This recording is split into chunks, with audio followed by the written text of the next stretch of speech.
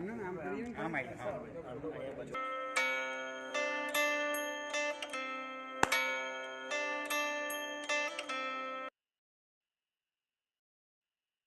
રાહુલભાઈ અહીંયા આવી જાઓ. આમનું નામ કરીએ ને આમ આવી અહીંયા બાજુ